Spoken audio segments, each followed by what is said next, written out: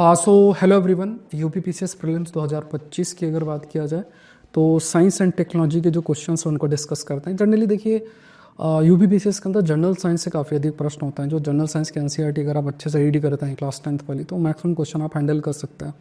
तो देखिए पहला क्वेश्चन है with reference to the silver article. Silver article के कंटेक्स्ट में है कि silver articles turn black after some time when expose to air. तो पहला स्टेटमेंट ये है। दूसरा, it happens due to coating of silver sulphide. ये अगर आप सोर्स देखेंगे क्लास 10th की जो एनसीईआरटी है केमिस्ट्री वाले चैप्टर में वो दे रखा है ये। अब ये क्या होता है कि इसमें एक पॉइंट जो आपको ध्यान में रखना है कि जो ब्लैक लेयर है ये फॉर्म होती है because of this silver sulphide. ये बिल्कुल सही स्टेटमेंट है। क्यों होता है कि जो सिल्वर मौजूद होता है that silver basically react with sulphur. कोई भी सल्फर कोटिंग जो कंपाउंड है वो मौजूद एयर के अंदर होता है। तो एयर में जो सिल्फर कोटिंग कंपाउंड है उससे जब सिल्वर रिएक्ट करता है तो सिल्वर सल्फाइड बनता है। तो ये सही है और उसकी वजह से ब्लैकनेस आती है। तो ये दोनों स्टेटमेंट आपके सही हैं। दूसरा देखा जाए कि मैच आपको करना है, ये बहुत ही फैक्चुअल है और टफ है। ये साइंस टेक के कंटेक्स्ट में है बट इन्होंने डायरेक्टली डेट पूछ ली है तो अब डेट तो वैसे याद नहीं रहेगा किसी को। ईयर याद है बट अभी ईयर में भी आप देखिए 2023 3 है इसमें। तो देखिए यहाँ पे जो बात अगर आपकी किया जाए तो यहाँ पे जैसे चंद्रयान 3 जो है आपका वो आपका है 14 जुलाई 2023। आदित्य L1 है वो आपका है 2 सितंबर 2023। इनसैट 3DS है वो आपका 17 फरवरी 2024। और RLV LEX-01 की बात करें तो आपका है 2 अप्रैल 2023। अब ये तो देखिए बहुत ही ज़्यादा फैक्चुअल है। ऐसे क्वेश्चन अटेम्प्ट करना तो इतना आसान नहीं है। अब जैसे मान लीजिए चंद्रयान जो 3 है इसमें ये एक मून मिशन है जिसमें हमने विक्रम और प्रज्ञान, विक्रम लैंडर हमने सेंड किया था और आपका प्रज्ञान रोवर ये सेंड किया था। और आदित्य L1 ये सोलर ऑब्जर्वेशन मिशन है। फिर इनसाइड 3DS की अगर आप करेंगे तो ये बेसिकली वेदर सैटेलाइट है।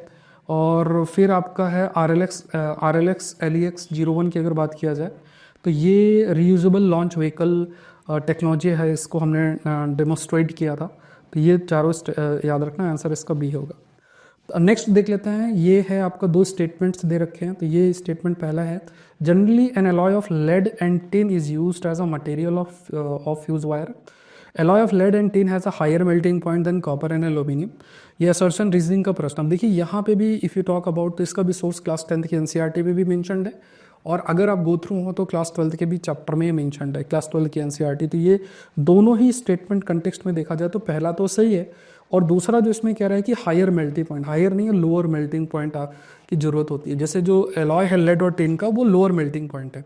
क्योंकि देखिए क्या है कि जो फ्यूज़ वायर यूज़ होती है, जैसे कभी भी बहुत ज़्यादा इलेक्ट्रिक पास हो रहा है और ये फ्यूज़ वायर है कि पूरे सर्किट, जैसे मान लो आग न लग जाए तो ये फ्यूज़ वायर यूज़ होती है। तो अगर इसके हाई मेल्टिंग पॉइंट होगा तो अगर हाई मेल्टिंग पॉइंट होगा तो ये किस तरीके से जो सर्किट है उसमें इलेक्ट्रिक सप्लाई को रोक सकता है, क्योंकि जिससे कि इलेक्ट्रिसिटी और जगह ना फैले या आग बहुत ज़्यादा ना फैले। तो यहाँ पे अगर देखेंगे तो जो फ्यूज़ वायर है, जो फ्यूज़ है शॉर्ट सर्किटिंग को रोकने के लिए हम इसका इस्तेमाल जो फ्यूज़ वायर का करता है तो उसका मेल्टिंग पॉइंट आपका लो होना चाहिए रादर देन हाई होना चाहिए। तो पहला जो स्टेटमेंट तो देखिए ये करेक्ट है।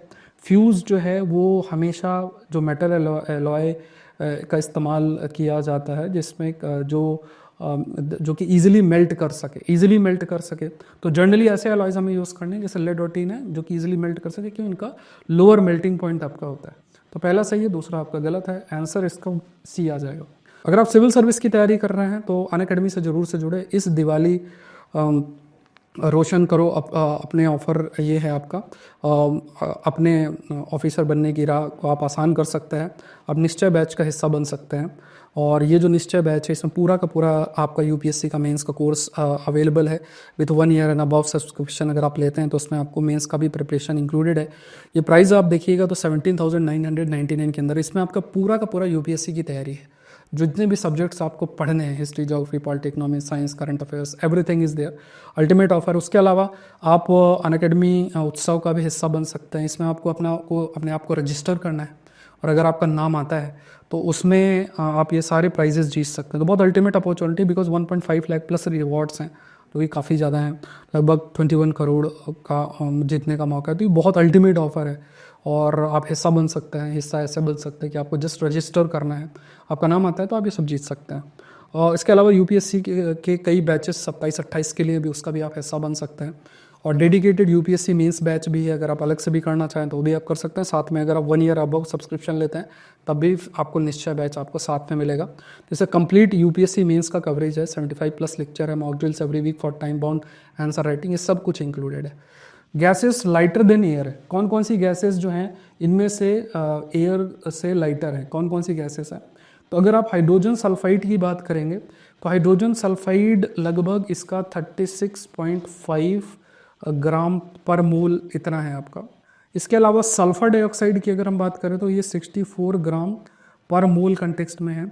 और हीलियम की अगर हम बात करेंगे तो ये आपका लगभग 4 ग्राम पर मोल है, ठीक है, इतना है। और एवरेज एयर का अगर हम देखेंगे दैट इज़ अराउंड 29 ग्राम पर मोल है। अब इसमें बहुत इजीली आप कैलकुलेट कर सकते हैं कि जो कम है लाइटर देन द एयर है दैट इज़ हीलियम। तो इसमें आंसर आपका ओनली 3 हो जाएगा। नेक्स्ट देखते हैं which of the following enzymes are released in stomach for protein digestion. तो इसमें देखो कीमोट्राइप्सिन है, ट्राइप्सिन और पेप्सिन है, ये आपसे पूछा हुआ है।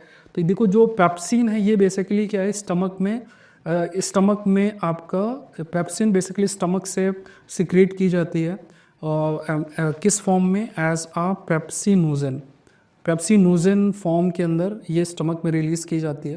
तो ये आपको ध्यान में रखना है। दूसरा देखो ट्राइप्सिन और काइमोट्राइप्सिन की अगर हम बात करें तो ये दोनों बेसिकली आपका जो है रिलीज़ होती हैं पैनक्रियास से, तो ये तो गलत हो गया। इस क्वेश्चन का सोर्स अगर आप देखेंगे तो लूसेंट की जो बुक आती है जनरल साइंस की उसमें दे रखा है, डाइजेशन वाले चैप्टर में ये वहीं से पूछा गया है। तो आप लूसेंट भी अगर जनरल साइंस वाली किताब पढ़ें तो अच्छी है, वो थ्रू हो सकते हैं। तो यहाँ पे आंसर ओनली 3 हो जाएगा। फिर बेकिंग सोडा, ये क्लास 10th की एनसीईआरटी में दे रखा है, ठीक है। तो बेकिंग सोडा क्या है, ये सोडियम हाइड्रोक्साइड कार्बोनेट है, जिसे हम NaHC सोडियम बाइकार्बोनेट शब्द भी इसके लिए इस्तेमाल करते हैं। तो जनरली NaCO3 वर्ड यूज़ करता है, ये तो सही है।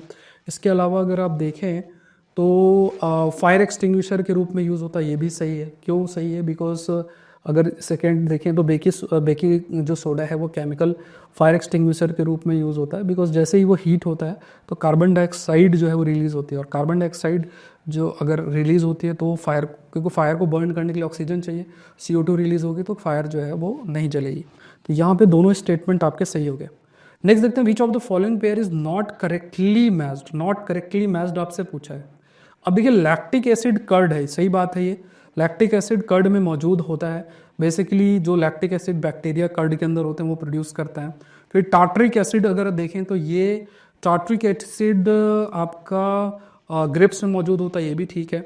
उसके बाद एसिटिक एसिड अगर बात किया जाए तो एसिटिक एसिड जो विनेगर में पाया जाता है, ये भी अगर आप देखें तो इसका सोर्स आपको मिलेगा क्लास 10th की जो जनरल साइंस की बुक है वहाँ से।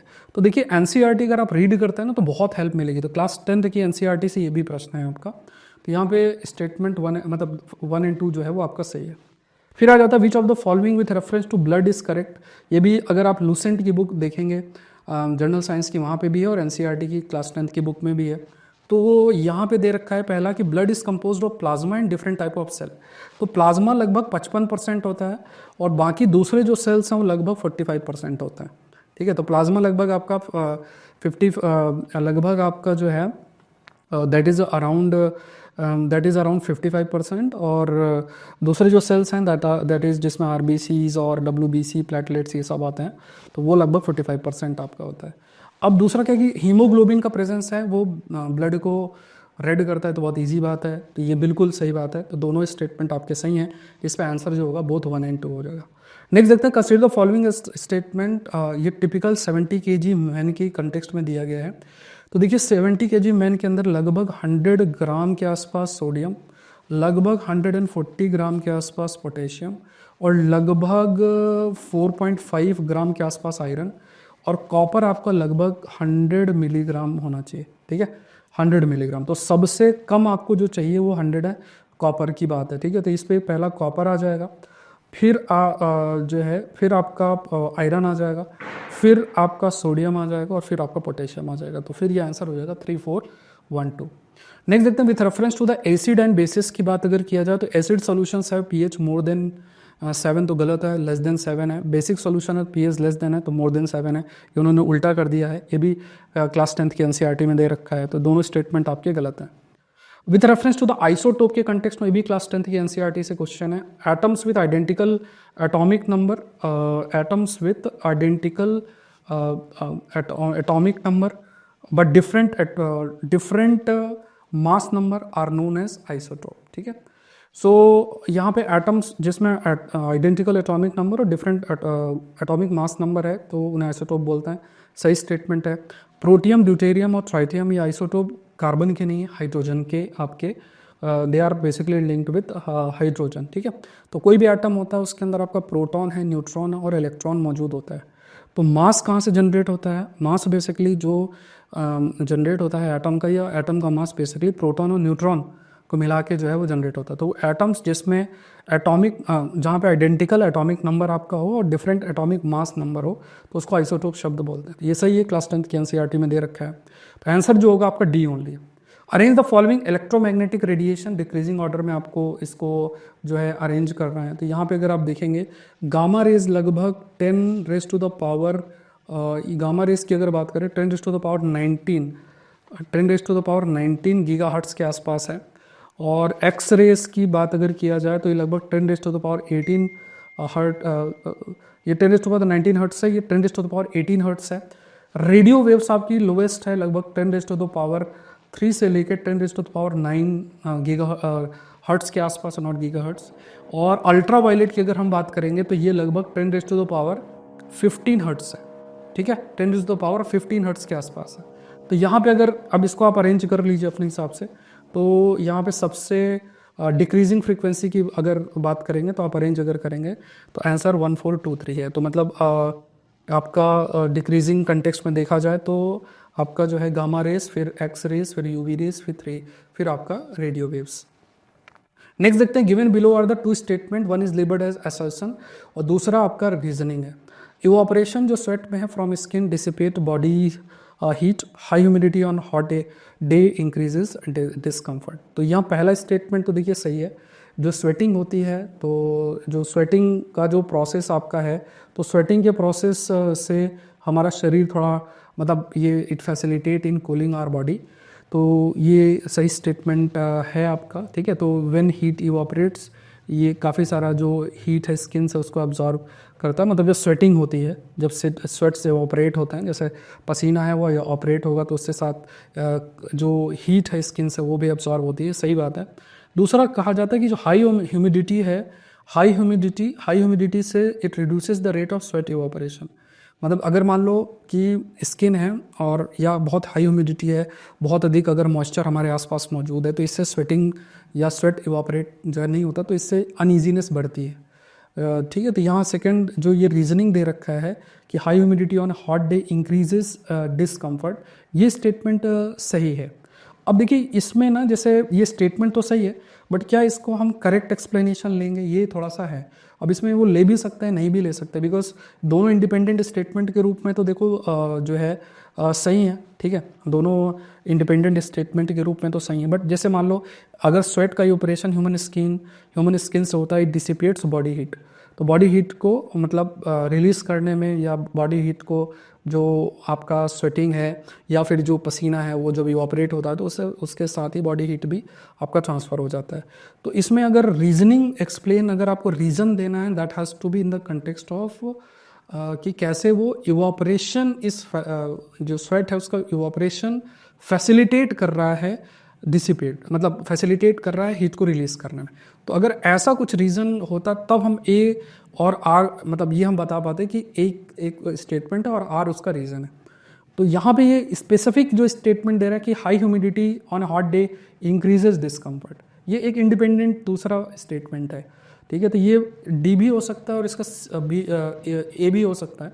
आई विल गो विथ ए। ठीक है, नेक्स्ट देखते हैं, given below are the two statement, one is labelled as assertion, other is reasoning. Voices of man and women different होती है, length and thickness of vocal cord is different in man and women. अब देखिए यहाँ बहुत clearly बताया कि man और women का जो वॉइस है वो आपका क्या है, डिफरेंट है।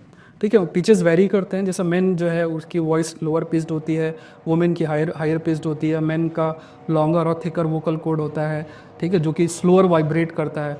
वुमेन की कंटेक्स्ट में देखा जाए तो जो वोकल कॉर्ड है वो शॉर्टर और थिनर होता है।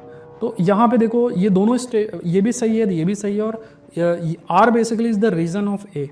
तो स्टेटमेंट अगर आप देखेंगे तो डी इसका सही है, ठीक है। तो ये पॉइंट्स आपको ध्यान में रखने हैं। और सोर्सेस मैक्सिमम, मतलब सारे क्वेश्चंस ऑलमोस्ट, एक दो को छोड़ दीजिए, तो सबके सोर्सेस आप जर्नल साइंस की अगर आप एनसीईआरटी गो थ्रू होता है तो वहाँ से आप कर सकते हैं, ठीक है। तो that is more than sufficient, अगर आप पढ़ें तो आप कर सकते हैं। तो आई होप ये सेशन आपके लिए हेल्पफुल रहा होगा। मिलता है नेक्स्ट सेशन में। Thank you everyone, thank you.